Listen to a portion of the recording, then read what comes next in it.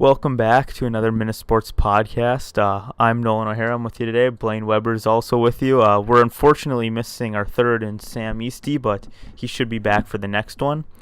We got a full docket today. We're going to talk about both the men's and women's NCAA tournaments. We're going to talk about the Masters because that's coming up this week, and a little bit of our Minnesota Twins. But first thing I think is we got to talk about last week. We talked about the women's tournament. We said it was too predictable. We all predicted UConn was going to win easily. We couldn't have been more wrong.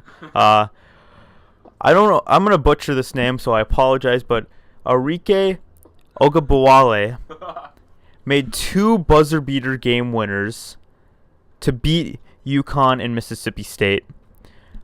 That was, pretty phenomenal. That's as clutch as it gets, two buzzer beaters in a row. So we owe Notre Dame an apology. We owe women's college basketball an apology. That was a pretty lousy hot take last week, but pretty phenomenal. Yeah, I don't know. I honestly thought UConn was going to win, and it's not like they lost. It's not like they lost by a significant amount. This isn't men's basketball where, team's, freaking Virginia going to get beat by 20. Like, UConn is never going to get beat by 20. But, yeah, that chick, I didn't know that she hit two buzzer beaters, though. I know she hit one against UConn, and I was like, jeez. But I didn't know that she hit two to get in Notre Dame.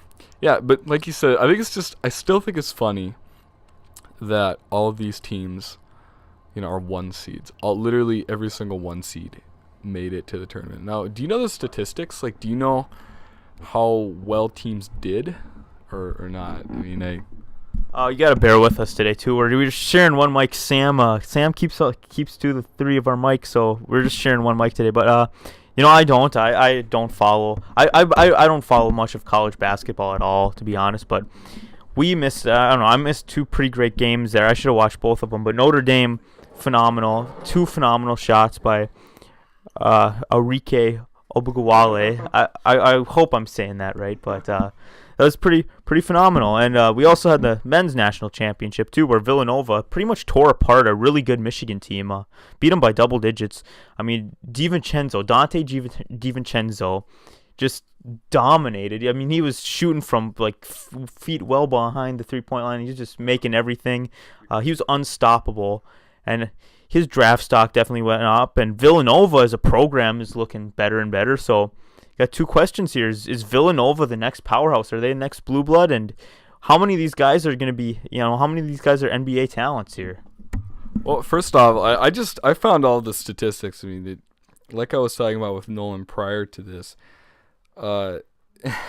Villanova wiped clean this tournament. In the first game that they played, what was it, Radford? At Radford, they beat them by 26. Alabama, they beat them by 23. West Virginia kind of gave them a run for their money by only losing by 11, which is the lowest, the lowest amount that Villanova won by. They won by 11. And they beat Texas Tech by 12. They beat Kansas by 16. I think that in itself is pretty incredible because Kansas was a great team. They dissembled Duke, not necessarily, towards the end they did. They had a good tournament, they had a good year. And then they beat Michigan by 17, and I think that is just absolutely ridiculous. As for, what is it? Is his name like Divenchenzo, right? Divenchenzo. Honestly, his draft stock has gone through the roof. Honestly, prior to this game, he was averaging about 14 points a game. I think he had, 7 rebounds a game, a couple assists to go along with it. He's a shooting guard or a small ball, small forward, and I think he warrants a first round pick. Honestly, what do you think? I'm not too sure about a first rounder, but I think he's definitely, his draft stock went up. He probably will go in the first round now because of a good tournament. You think of some players like Tyus Jones. He really, brought up his draft stock by his, phenomenal NCAA tournament, and that's doing it on the highest level, the biggest stage. So Divenchenzo has definitely got a chance to be going in the first round. As I was watching him kind of play, he reminded me of one NBA player, and that was Zach LaVine. He's pretty athletic. He can shoot the 3 ball, but at the same time, I can kind of see him being like a Zach LaVine, where he could probably put up some points, but isn't really a star NBA player. And I think that's probably where Divenchenzo can kind of be that scoring shooting guard who is not really great. He's got kind of a one trick, but definitely can be an effective player. But Brunson and Brdiges are both probably also NBA talents, especially I think really with Brdiges. I've been really impressed with. Watching some of these guys, I was not impressed at all with DeAndre Ayton. Watching the couple Arizona games I've seen this year, he's supposed to be the number 1 overall pick. I don't see him being any effective at all in the NBA. I think Brdiges, if he needs to develop some more, but he's got a lot of Kevin Durant like qualities, and Brdiges, I think he's the best. I think he has the best chance to succeed in the NBA out of anybody on that Villanova team. He's got the size, he's got the shooting. He can handle the ball pretty well. He can attack the basket. So I would, if I were gonna draft somebody from that Villanova team, I would want Brdiges more than anybody. And I think he has a very good chance to be successful in the NBA. I definitely agree. I kind of got to backtrack now because we're talking about so much. I think Divenchenzo. I guess I kind of agree. I don't know if he's gonna be first round. He definitely could be. If a team wants to gamble on him, they could. There isn't a whole lot after 20th pick. I mean, you have all the freshmen, you have all the the for sure upperclassmen, like Brdiges, like Brdiges. You have Miles Brdiges and Mikal Bridges. It's kind of a weak draft class. It's very top heavy. All the good guys are gonna go. It's not like last year where you have freshmen extending to the end of the first round. And really like good. I guess if you want to say upperclassmen, like Luke Kennard from Duke. As a sophomore, he was up there. For instance, as an upperclassman. You got Kuzma going pretty late too. Kuzma going late too. Anyway, I think Divenchenzo will be a high second round, low first round because teams might want to take a gamble on him. He's probably a project in the making. Anyway, but that's that. Like you said, out of those three guys, I think that Brdiges is the real deal. He's 6'7", 6'8", 6'6", I don't know, hovers in between there. He's got like a 7-foot wingspan. He's a 3-and-D. What I look at is his contributions throughout the tournament. I don't remember what he averaged, but I know that he had 19 points against Michigan. It's not like he was quiet. It's not like Divenchenzo stole the show with what, 33, 30, something like that. Yeah, 31, something like that. He stole the show, but you also have to realize that if he hadn't shown up like that, Brdiges would have highlighted that scoring. Brdiges is definitely the best prospect. They have him, I think, honestly, he could go top 10. It's probably top 15. Brunson is probably a late first round, early second round because he's 6'3". He's got decent size, but he's not the most athletic guy in the world. He's a playmaker. He's really crafty with the ball, but does he have the quickness to guard NBA? To guard NBA guards at the next level. You have guys like Chris Paul, you have Kyrie Irving, who are fast guards who have his similar size and can move. And then then Brunson, yeah. So, and then just getting back to DeAndre Ayton, I can't believe he's the first one. I looked up, he's definitely the first pick in the draft, if not Luka Doncic. It depends on who gets the pick. But like you said, after that NCAA tournament, it's ridiculous. I've seen, like you said, with the Arizona games that I watched, his motor is as slow as molasses. I mean, he doesn't really have a whole lot. He'll be perfect for the NBA. But looking at the Phoenix Suns, where everybody has him projected, I looked at his site. Alex Len is supposedly supposed to be a free agent next year. They have Dragon Bender, who's been really underwhelming. They have a young core. They have, they just drafted Josh Jackson, who's having a pretty decent year. They have Devin Booker. I was just going to say Booker. And so it's going to be interesting if the Suns do get the first pick, what they do with it. And Ayton's, I don't know. He's definitely got the body for it, but does he have the mentality? I don't know. What else did you mention? I think that was it. But yeah, well, yeah. That's the thing is, there are quite a few players I would take before DeAndre Ayton. I mean, Bagley, Bagley. Everything I've seen, I've only seen a handful of Duke games, handful of Arizona games, but everything I've seen in those 2 games, Bagley, I would much rather have as big on my team than DeAndre Ayton. But going on to the next thing here, Villanova, 2 national championships in the last 3 years now. Jay Wright has done a phenomenal job with that program. Now there are some questions if he has NBA aspirations. I think people have been throwing his name around it for NBA jobs, which any NBA team right now that has a coaching vacancy would immediately hire Jay Wright. I mean, he's done a phenomenal job with Villanova. But say he doesn't go to the NBA. Say he stays at Villanova. Is Villanova the next blue blood, the next powerhouse? That seems like a lot of people have been saying now that Villanova is for this millennial generation now that they are a blue blood, just like Duke, just like North Carolina, just like Kansas, Kentucky. So I mean, what do you think? I'm pretty much convinced here. I mean, as long as just Jay Wright's there, what he's done with that program, that's a blue blood program now. Definitely. Oh, and I agree with you. As far as Jay Wright going to the NBA, I haven't heard any of that. Where did you hear that from? I'm just curious. Was that on ESPN? For the Sixers. The Sixers job. Now, honestly, if I were an NBA team looking for a vacancy, I completely agree with you. I would hire him in a heartbeat. However, I just think that he's going to stay at Villanova. Personally, now that you bring this up, I personally think he's going to stay at Jay Wright. He's a big fish in a small pond. Now that Chris Mack left for Louisville, Villanova is going to be a big fish in a small pond, and I think he likes that. He's been there for over a decade now. He's been there for a while. But yeah, you're exactly right. He has developed this team into a blue blood program. Now, he hasn't had. I don't think he's had a one and done in his tenure with. But that everybody holds that standard. Kentucky's had how many one and dones? Like 26. Duke has had they're gonna have more than Kentucky soon. They hold that as if that's a really prestigious thing. Oh, you have one and done's your prestigious program. Well, that's not the case. You look at when they beat North Carolina, which I think if it would have gone into overtime, I think North Carolina would have won that game. Personally, I think, but maybe not. North Carolina was trailing, and then when Marcus Page hit that last second shot, you remember that? That was luck.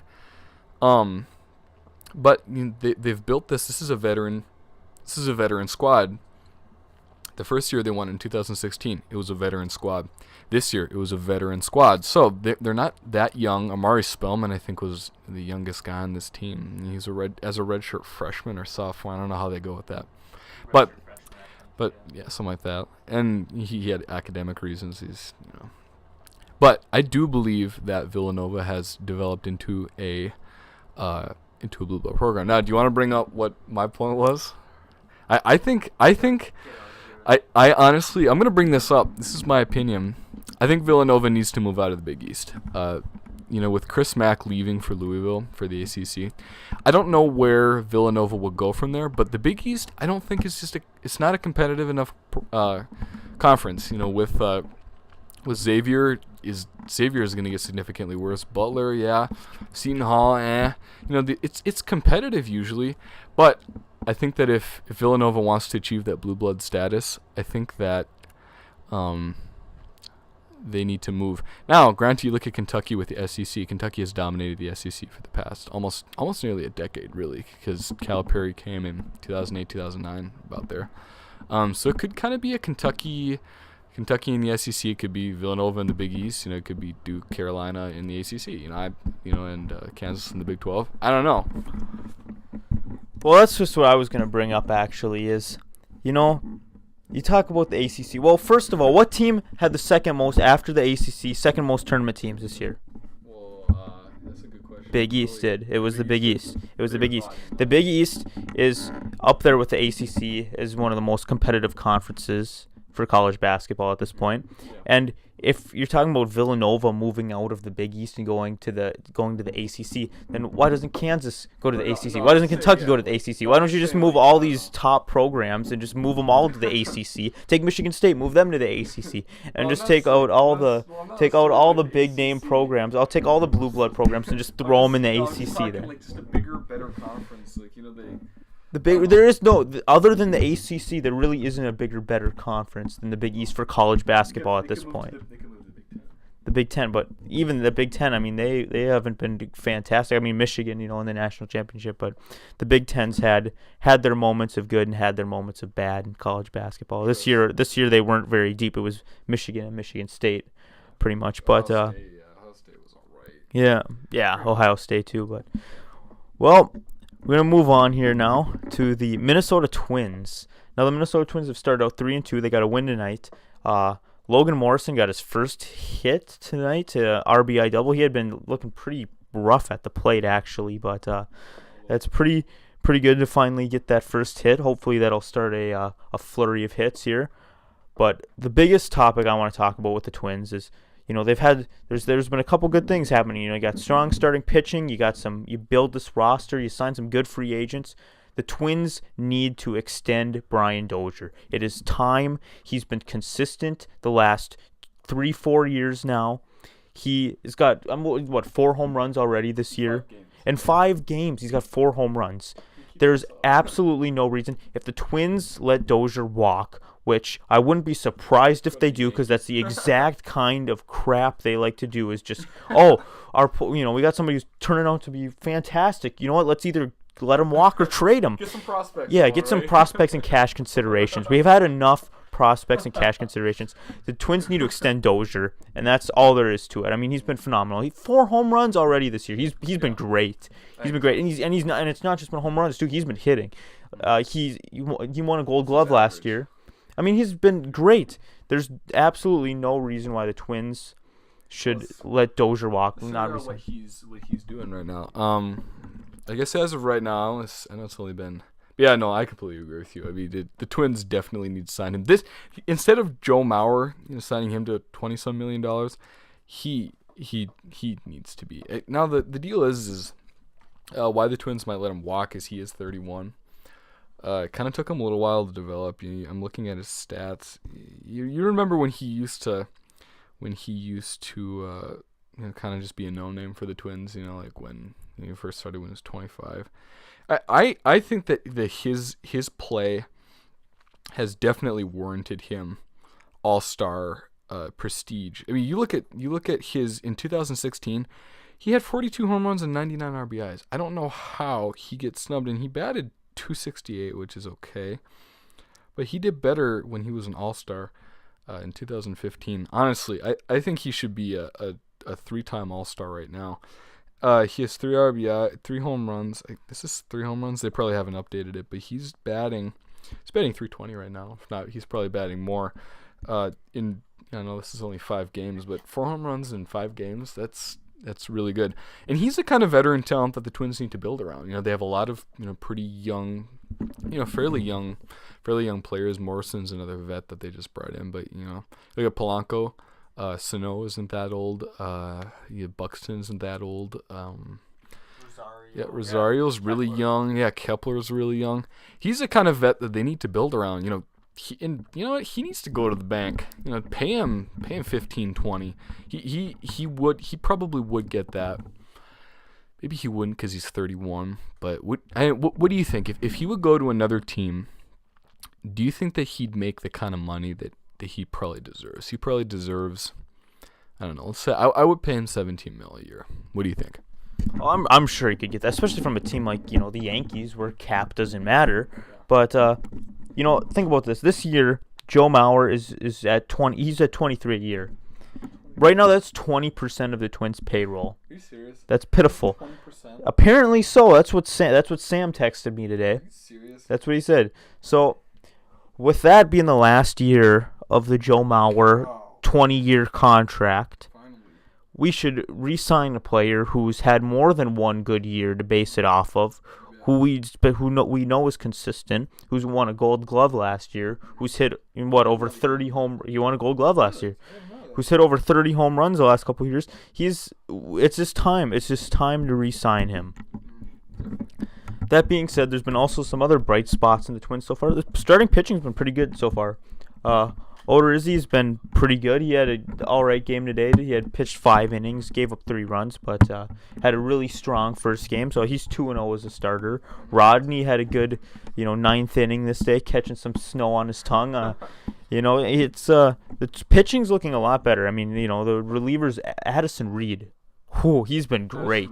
I think that's a great. He has been great so far. I mean, the Twins they're looking pretty good with the pitching, but one guy who would have been nice to have is Shohei Ohtani, who's looking pretty good so far for the Los Angeles Angels. He's been hitting pretty well, and I think he gave up a solo home run or a double, 2-run home run early in the first inning, but he came back and pitched pretty strong after that. And this is one of the things where the Twins irritate me. They're stocking up all this international money. They had a lot of international money. So now this Japanese superstar comes along perfect. This is what we had been saving it for. What do? They trade it to the Seattle Mariners right as this guy is, about to get signed. And when the Mariners are one of the top teams in contention for him. I don't understand it. Now, I think he wanted to play on the West Coast, so there you go. So maybe that's it. Maybe they just had no chance at it. But why, when you finally have pretty much, I mean, this guy was pretty highly regarded, was a superstar player in Japan. As these Asian players are. And what do? Let's get rid of our international money that we had been stockpiling. And just get. What do you have to say? I don't know. I just have no words for it. What do you think? Also, I really don't know too much about the situation. I know that he's a young guy. He's a young Japanese player. First off, I think Japanese players in general haven't been that great for us. Or no, Park was Korean, wasn't he? Was he Korean? There's what we yeah, but there we go. We're spending our money on Byung-ho Park, which he had a pretty decent first season for coming in, but the Asian game is just so much more different than the American game. I guess you want to say the Hispanic game, but honestly, I think that we should have gone and grabbed him. He's doing all right. The scouts are saying that, the first game he really gave up a lot. I think he gave up 6 hits. I think he gave up 6 runs. What was that first game? He really did poorly in his first game, and scouts are ripping him apart. Which, you know what? That's what they do. That's what their job is. The critics, scouts. But does he have a lot of long-term potential? Yeah, I'm sure the Angels spent just a ton of money on him. We have to pay $30 million just to see him or something like that. But for the Twins doing that, like you said, maybe the Twins didn't have a chance. Those guys want to stay West Coast. I suppose. They're more. I don't know, more Japanese people. It's warmer. It's just a better place to play, in my opinion. I don't know. Would you rather go to Los Angeles or would you rather go to Minnesota? But definitely, it's just the Twins. I always scratch my head with the Twins. The Twins in Minnesota sports in general, in my opinion, are always just stale in free agency and stale in going after guys. And I think that this hasn't changed. I know this is a lot of new management and stuff, and the Twins have done remarkably well with their free agency, and they've done remarkably well in the past few seasons. But, yeah, I agree with you. I think this is absolute nonsense. Here, let's just trade away our foreign cash considerations. Get back to that. I think it's ridiculous. Yeah, well, that's the thing. I don't want to rip the Twins too much because this is the best offseason they've had in so long, and I'm actually really happy with a lot of the moves they made. But it's the thing, too, like the Yu Darvish. They're saying, we're going after Yu Darvish. I think they offered him just a low ball offer just to say, my guess is just to say, we tried. Just to say we tried. We tried to sign him. That's it. But they just, they don't want to break the bank on anybody. And you said that you kind of like Minnesota teams. It's not even Minnesota teams. It's the Twins. the Timberwolves. When the Timberwolves are, have a chance to make a playoff push, they sign Jeff Teague, they sign Taj Gibson, they trade for Jimmy Butler. They'll make moves. Yeah. When Kevin Garnett was there, they made moves. They signed free agent players. Latrell Sprewell. The Vikings this year. Kirk Cousins, $28 million a year, highest paid player ever. But that's not typical. And of you know, Minnesota sports.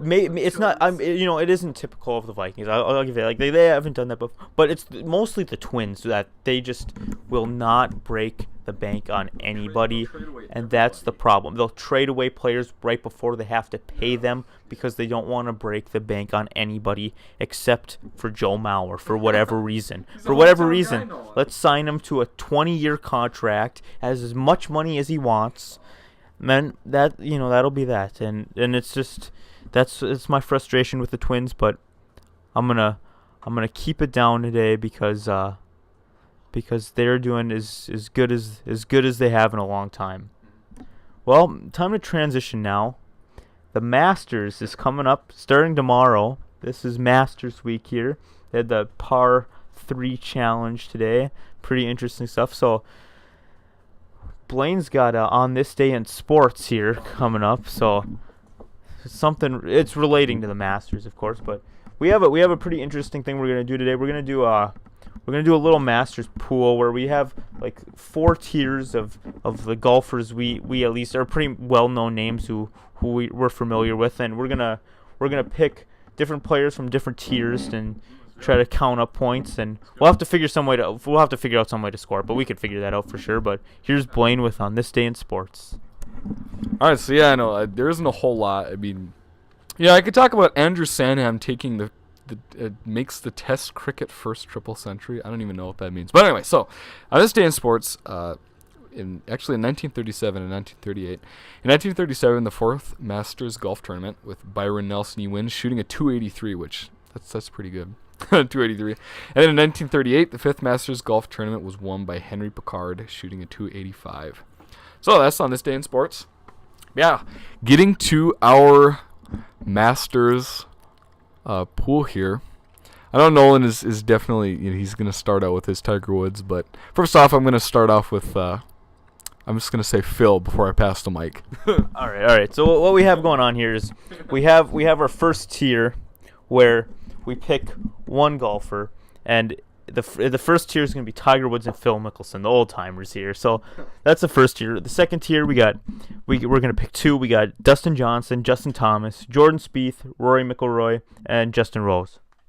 And then the third tier we got Bubba Watson, Sergio Garcia, Ricky Fowler, Jason Day, Henrik Stenson, Paul Casey, Matt Kuchar, John Rahm, and Hideki Matsuyama, if I'm pronouncing that right. But then we're going to pick 3 from that tier. And then tier 4, we're going to pick 2. We got Tommy Fleetwood, Alex Noren, Kevin Kisner, Brian Harmon, Patrick Reed, and Mark Leishman. So, starting with tier 1 here, I'll let you go first. Tiger Woods or Phil Mickelson? I already said Phil. Tiger's going to crash and burn, you know it. I can't, Nolan's sitting here and he's lauding, Vegas is picking him to win, and, no. I'm definitely going Phil. Well, you know where I'm going with this. I'm going with Tiger. You keep talking about I acknowledge the only reason Vegas picked Tiger to be the favorite, which he's not anymore. I think Justin Thomas and Dustin Johnson are tied as the favorite. But Tiger was the favorite because that's where the money is. People will bet on Tiger. Exactly. But that being said, I'm picking Tiger because I see a big day coming from him. It's going to happen. It's going to happen, this one. So, tier 2, you got to pick 2 golfers here out of this tier. Who you got?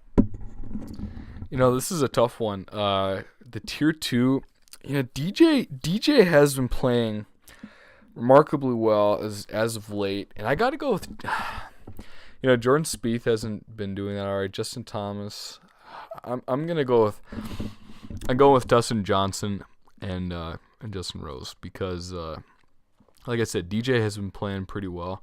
And DJ usually does pretty well. He kind of chokes, in my opinion. He hasn't won a whole lot because he can hit the hell out of the ball. DJ's 6'4".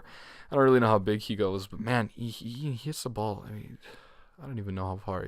300 yards to drive. And Justin Rose is an unsung hero. You'll always look at the English golfers. He's not real flashy. He's not like Ian Poulter. Ian Poulter's really extravagant, really out there. Justin Rose is just the polar opposite. He lets his game really show. He lets his game do the talking. So yeah, I'm going with DJ and Rose. All right, so I'm picking actually neither of those, and here's why. I was gonna pick Dustin Johnson, but just a couple tournaments ago, I can't remember which one it was, but I think he was in the lead or he was close, but then he just couldn't, he ended up choking, and he said that the pressure of being the number one player in the world got to him. That's a red flag for me. How is he, if he can't handle being the number one player at the world at some PGA Tour event, how is he going to handle being, Sunday coming around with a Tiger Woods charging behind you? It's not going to happen. So, tier 2 here, I'm going to go with Justin Thomas and Rory McIlroy. Okay, you're going Rory. Yeah, Rory just won pretty good at the Arnold Palmer Invitational, and his putting he was looking really on. I mean, he looked really on. So, I think he's just kind of hot right now. I think he could ride a little surge and maybe, finish pretty high for sure, and maybe squeak it out. You never know. But all right, tier 3. Let's see who you got going here, Blaine. Tier 3. So out of that, he mentioned Watson, Garcia, Fowler, Day, Stenson, Casey, Kuchar, Rahm, and Matsuyama. This is kind of a tough one because you can pick 3 here. Honestly, these are big names. This is a tough one. I'm going to have to go with Ricky Fowler because Ricky Fowler has been pretty decent as of late. He's always there. Ricky Fowler, I'm going to go with him. I'm going to go with Jason Day simply because I'm a Jason Day fan. And Jason Day, he's a great golfer. I like him. He's a good guy. He's done pretty well as of late. And I'm going to go with Henrik Stenson because Henrik Stenson, like I said, I'm a big fan of Henrik Stenson. He's another guy who just launches the ball. He's got the mentality for it. I can't really, I follow golf, okay, but I can't really tell you the last tournament that these guys won. So I'm kind of inexperienced when it comes to this, but I'm just gonna go Stenson, going Day, Stenson, Fowler. I don't follow golf much. I follow Tiger. I watch golf when Tiger's around. So since Tiger's come back, I've been watching this a little bit, and I'm also gonna pick Stenson because he's been in like the top 10 in like every single tournament that I've watched. He's good. I think they were saying he hasn't won any events on American soil, so that's kind of a problem. But he's always up there, and I think he'll be up there again here in the Masters. So I'm gonna pick him too. Oh man, this is tough. I think I'm gonna go with Bubba Watson on this. And the thing with him is, he's inconsistent. He could win it. He could miss the cut. You have no idea what's gonna happen with him. But I'm gonna hope for the former rather than the latter, and hope Bubba Watson sneaks in there. And you know what? I'm also gonna go Jason Day.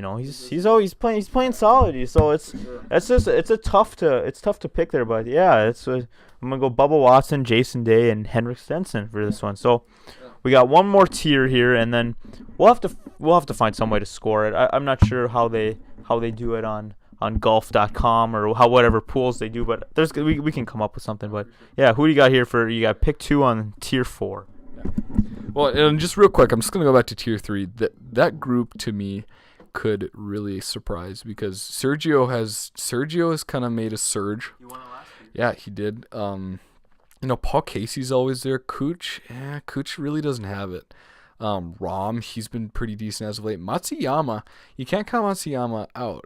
He hasn't had a whole lot of success, but Matsuyama's been doing well. Anyway, tier 4. You said pick, is that 1? Pick 2. I'll pick 2, okay. I'm a big Brian Harman fan. I love Brian Harman. He's a golf anomaly. He really shouldn't be there. I'm a big fan. He's got a cool head. I'm going with Brian Harman, and then this is another good one. Fleetwood's always there. Reed's always there. Leishman's been doing pretty well. Kisner, yeah. Oh man, I'm gonna have to go with Patrick Reed here. Well, this is one of those tiers where when you're a casual golf fan who watches when Tiger Woods plays, you don't know too many of these guys. So I'm gonna go with the names I know here, and I'm gonna pick Tommy Fleetwood. You know, he's been around, and then I'm gonna go Alex Noren because he has been playing well. He's been up in those top 10 quite a bit in these last couple tournaments I've watched. So that'll be kind of interesting to see how it all goes. But yeah, we'll have to figure out some way to score it in the Masters. So let's do a little more of a in-depth kind of analysis. And who do you think out of all these, out of Tiger, out of DJ, JT, who do you think is going to be the one who's going to take it? Who do you think is going to take it? Golf is such a funny sport. They play 2-3 days, and so the early leader doesn't always designate who is going to win. Guys come out, are dark horses on Sunday. Guys play their best golf on Sunday. I think somebody who's really going to do well early, just looking at these names and stuff, I really think that DJ is going to start with a strong week. You have these big names. I think, Justin Rose should probably have a good. A lot of these guys are going to do pretty well early, and it does really, in my opinion, golf. I never watch golf on Saturday because it's just not worth it. These guys. It's good competitive golf because, in my opinion, golf has never been better. You have unknowns coming back and winning tournaments. And now that Tiger's kind of decided it's anybody's game these days. So I think that early on, most of these guys should do pretty well. The guys who really have it mentally tough, I think Jason Day is mentally tough. I think Stenson's mentally tough. DJ hasn't shown that he's mentally tough. Woods and MIckelson have been there. I think Phil and Tiger don't make it because I think Phil's getting old, Tiger's getting old. I don't think they've got it. DJ usually falls apart. I think the guys that are gonna make it in this tournament, even though I didn't pick them, I think the guys that are gonna end up, I think Bubba Watson's gonna be there. And honestly, I'm gonna throw this out there. Paul Casey, honestly, these guys are small town names. Yeah, they're I think Watson will be there, Casey, and I think Justin Rose. Yeah, Paul Casey's playing well. Was it the Valspar that he won a couple tournaments ago where Tiger just nearly squeaked it out but ended up finishing second because Paul Casey was just too far ahead. But, Phil Mickelson's been playing really well. He won his first PGA Tour event this year for the first time in 5 years. That's the thing. And he's been inconsistent. He's too old. He's getting old, but he's playing well. He's playing better than he has. So that's going to be an interesting one to watch. Justin Thomas, I think, will be interesting to watch. And Rory's going for the Grand Slam, and he acknowledged it too. And he's playing well, and I think he'll be interesting to watch. I think he's going to be competing for it. And of course, Tiger.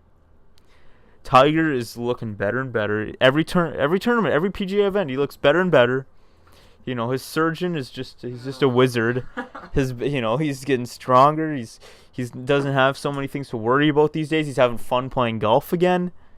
Tiger is gonna surprise you. I'm telling you, a top 10 finish for sure. You might be able to turn back the clock a little bit, pull off a Masters upset, prove Vegas right. No. Be pretty spectacular. No. I part of me is just wanting it to happen so bad. I just want to see it happen so bad, but Tiger could make it interesting this year. It could happen. It could happen.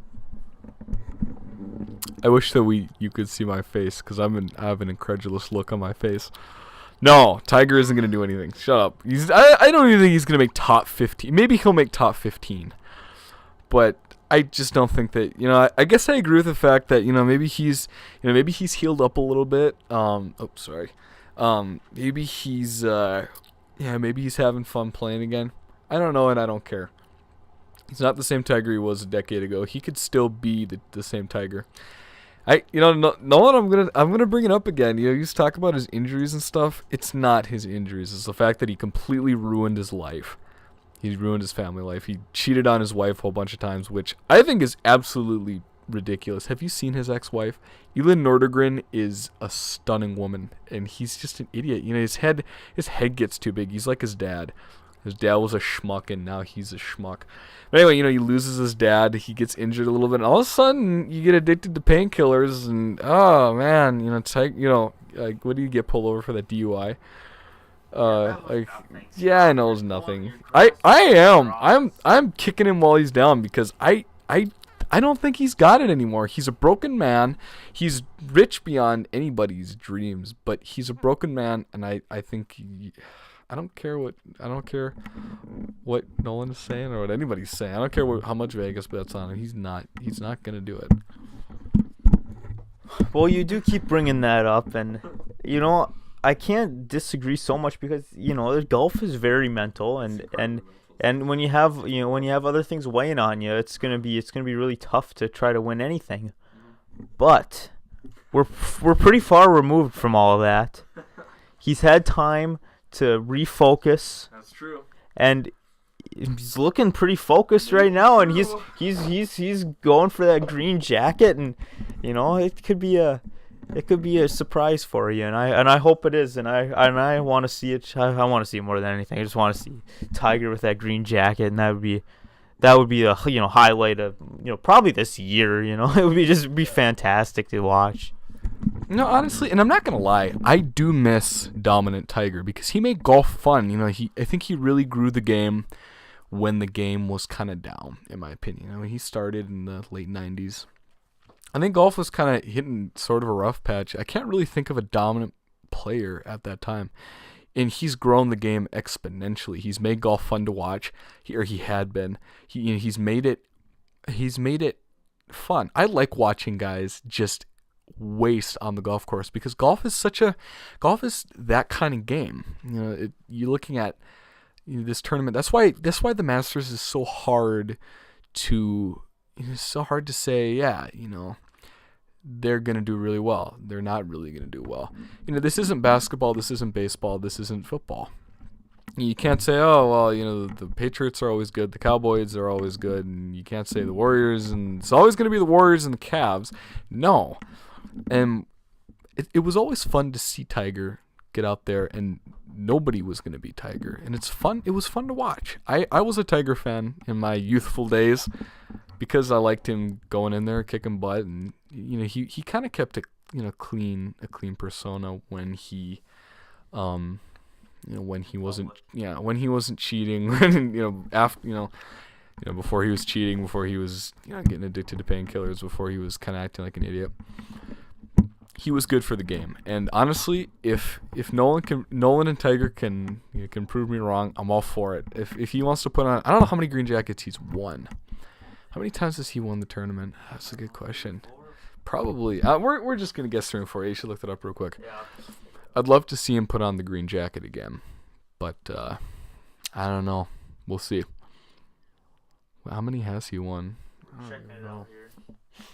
God, he's got to have won at least 3 of them. Yeah, no, but he's Rory McIlroy, supposed to be the next Tiger. I think it's hilarious.